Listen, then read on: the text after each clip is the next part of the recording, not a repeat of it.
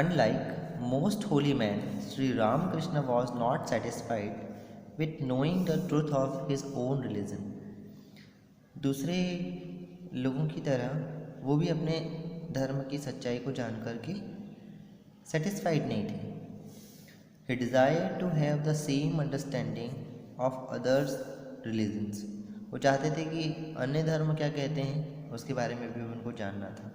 And for this, इसके लिए उन्होंने he felt that he ought to live the disciplined life lead in every one of them. उन्होंने कहा कि उन्होंने ऐसा महसूस किया और उन्होंने अपने आप को डिसिप्लिन लाइफ के लिए कहा कि मुझे डिसिप्लिन रहना है. Lead in every one of them, सभी में. To understand Islam he live the life of a pious Muslim. देखिए, रामकृष्ण जी जो थे वो एक हिंदू थे, लेकिन उन्होंने मुस्लिम धर्म को समझने के लिए, इस्लाम धर्म को समझने के लिए, जैसा एक हिंदू अपने सारे काम करता है, रेगुलर अपनी ड्यूटीज़ पूरी करता है, वैसा ही एक मुस्लिम अपनी लाइफ में कितनी ड्यूटीज़ कंप्लीट करता है, उसको करने के लिए उन्होंने as a Muslim, as a pious Muslim, pure Muslim कैसे होते हैं, उनकी एक्टिविटी को जानने के लिए और उनका धर्म जो है वो क्या कहता है उसको जानने के लिए एज अ मुस्लिम उन्होंने बहुत समय तक अपने आप को डिसिप्लिन में रखा. And during this period he offered prayer 5 times a day like a true Muslim. और उन्होंने इस समय 5 टाइम की जैसे नमाज अदा की जाती है वैसे उन्होंने प्रेयर्स की.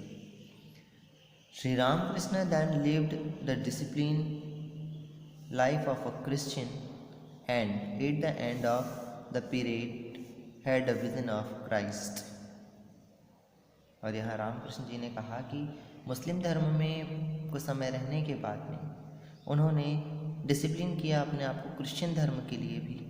क्रिश्चियन कैसे रहते हैं, क्रिश्चियनिटी क्या है, इस चीज़ को जानने के लिए. और लास्टली इस ये एंड पीरियड में उन्होंने विज़न किया क्राइस्ट. उन्हें क्राइस्ट नजर आए, Jesus. He next studies the teaching of Buddha. इसके बाद उन्होंने बुद्ध की शिक्षाओं की ओर ध्यान दिया. And Mahavir Swami. He also studied everything that a Sikh ought to know about his religion. उन्होंने इस चीज़ के बारे में भी पढ़ाई की कि एक सिख को उसके धर्म के बारे में क्या पता होना चाहिए. His vision and his study prove to him that all religions teach the same truth and lead to the same goal. आखिरी में उन्होंने कंक्लूज़न निकाला. उनकी स्टडी ने उनको बताया कि सभी धर्म जो हैं एक ही शिक्षा देते हैं, एक ही चीज़ सिखाते हैं, सभी सत्य हैं और सभी का गोल जो है वो सेम, एक जैसा. And he taught the world that it is not wise to quarrel over names. इसलिए उन्होंने लोगों को यही सबक दिया, यही पाठ पढ़ाया, यही सिखाया कि धर्म के नाम पर लड़ना कोई बुद्धिमानी नहीं. Shri Ramakrishna also taught the world that everyone should live a pure life without caring for wealth, power और फेम. रामकृष्ण जी ने सभी को यही सिखाया, यही बताया, यही शिक्षा दिया कि संसार में हम सभी को प्योर लाइफ लिविंग करना है, बिना धन की चिंता किए, बिना शक्ति की चिंता किए, बिना पावर की चिंता किए और बिना फेम की चिंता किए कि आपकी प्रसिद्धि होगी या नहीं होगी, आपका नाम होगा या नहीं होगा, इस चीज़ के बारे में भी आपको ध्यान नहीं देना है. He talked about a lotus as an example of such life. उन्होंने यहाँ पे कमल का उदाहरण दिया है. A lotus does not go to the bees. एक जो कमल का फूल होता है वो कभी भी मधुमक्खियों के पास में नहीं जाता.